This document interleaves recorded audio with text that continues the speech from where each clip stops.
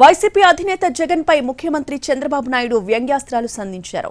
మొన్నటి వరకు ప్రజల ముఖాల్లో నవ్వు లేదని, ఎందుకంటే నవ్వితే కొట్టించే నాయకుడుండేవాడని సెటైర్లు వేశారు. రాష్ట్రంలో ప్రజలు భయంతో బతికారని, స్వేచ్ఛ ఉండేది కాదన్నారు. అసెంబ్లీ ఎన్నికల్లో సునామీ లాంటి ఫలితాలొచ్చాయని, కొన్ని నియోజకవర్గాల్లో 90,000కు పైగా మెజార్టీ వచ్చిందన్నారు సీఎం చంద్రబాబు. మొన్నటి వరకు మీ ముఖాల్లో నవ్వు కూడా లేదు.